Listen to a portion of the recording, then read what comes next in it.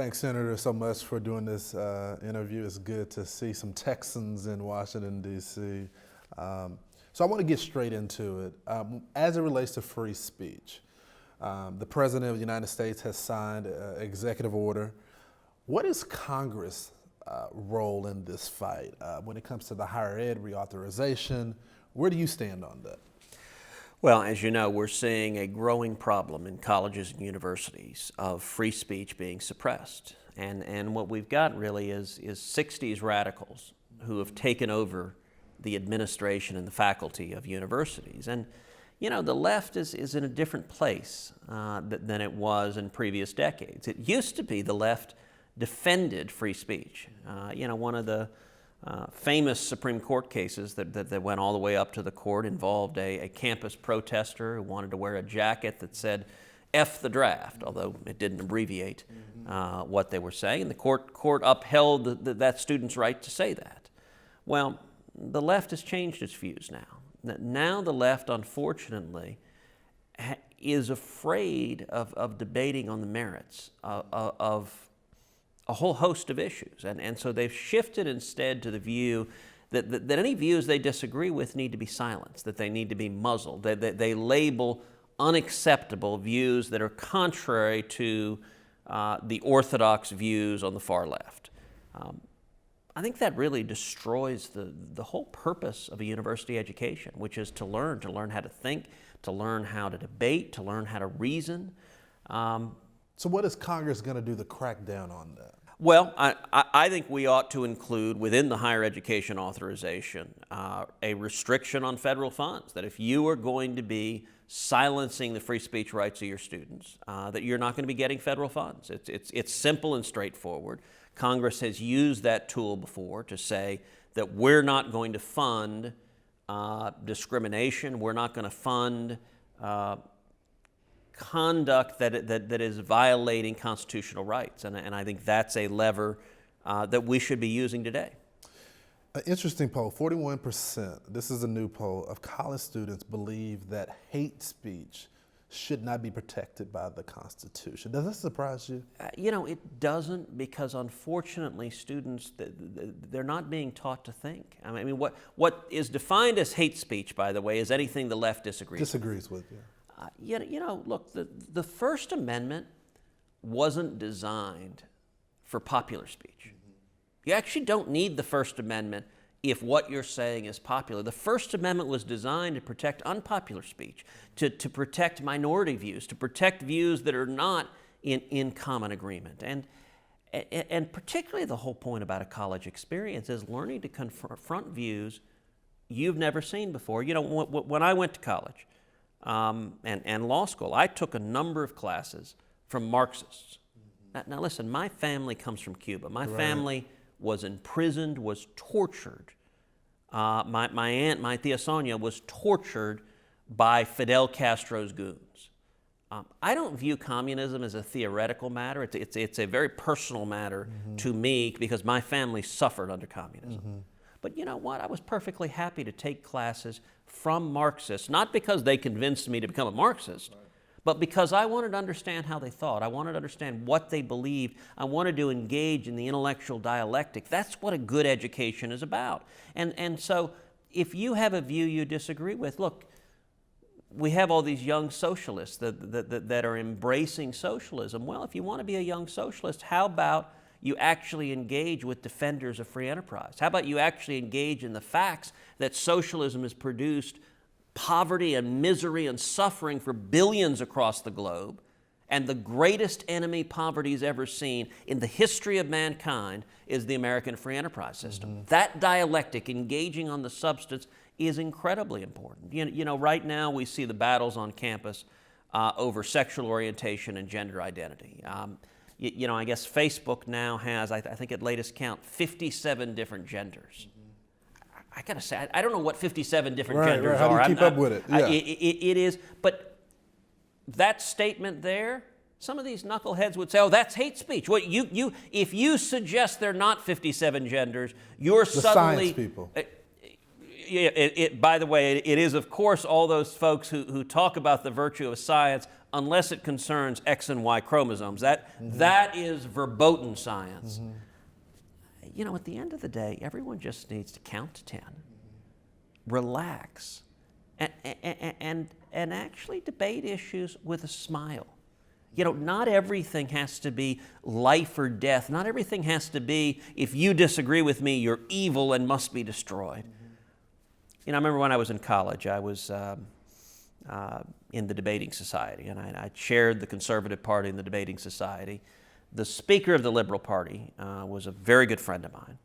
And we used to have debates all the time, big public debates on campus, where we would blast each other and disagree vigorously on important issues.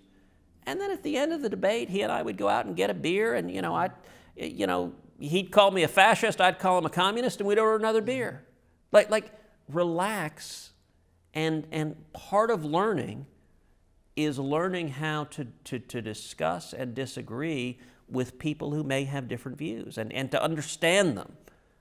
That universities are undermining their core missions when they seek to censor and blacklist speech they disagree with. You think they're doing that to the Christian faith as well? Yale Law School. You sent out a letter yesterday, and you said they are discriminating against traditional Christian views. Yes. Why do you say that, and what do you plan on doing to combat that? So Yale, a couple of months ago, announced a new financial aid policy. Yale has stipends that it gives law students during the summer when they go work at public interest firms, and it also has loan forgiveness plans for people after they graduate when they go work at public interest firms. And that policy historically is applied wherever the Yale student decides to go. Well, Yale announced a new policy that it would apply for anywhere the student chooses to go, unless that student chooses to go to a Christian organization that believes in traditional marriage or traditional sexual Even though it's values. a nonprofit organization. Even though it's nonprofit, those views Yale has decided are unacceptable. And if you look at the history of where this policy came from, it really appears that it was targeted at one group, a group called the Alliance Defending Freedom, which is a national public interest law firm that defends religious liberty cases all over the country. And you may remember the Colorado bakers case of a baker in Colorado who was a strong Christian and who did not want to bake a cake and celebrate a same-sex wedding. And he was persecuted for that.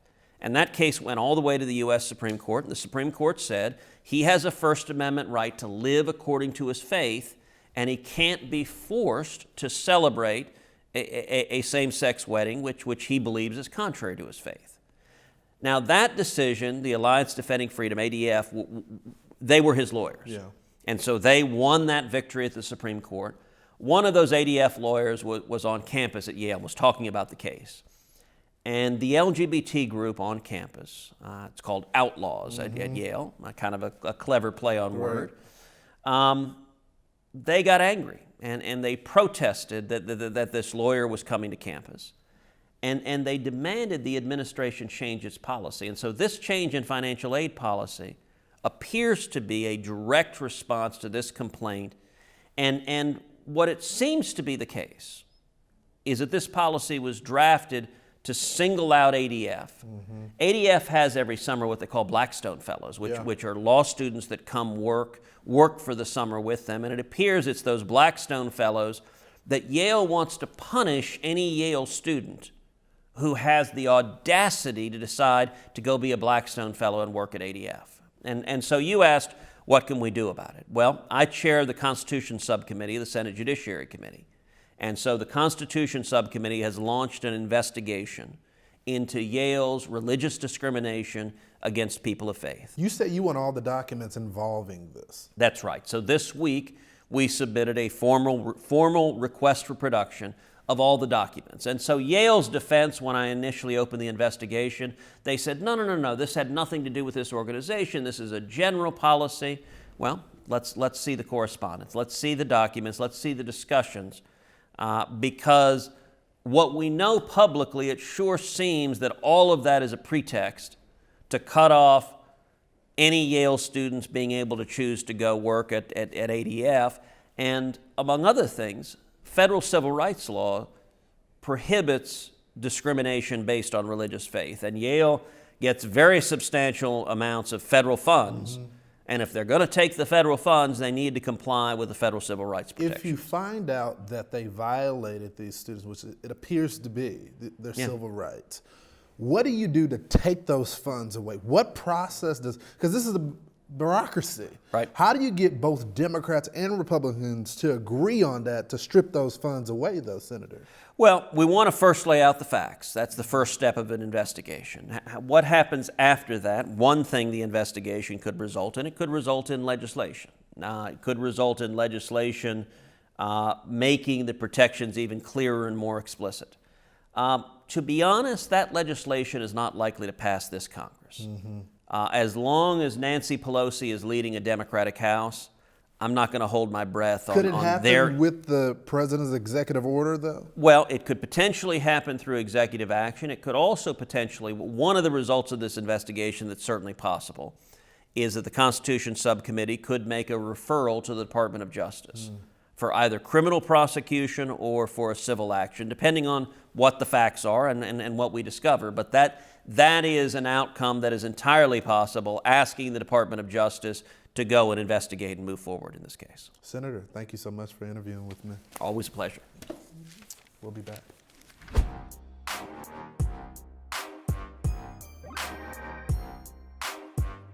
Hi, it's Lawrence Jones with Campus Reform. If you like that video you just saw, you can donate right here to help us make more of them. And if you want to subscribe, click right here.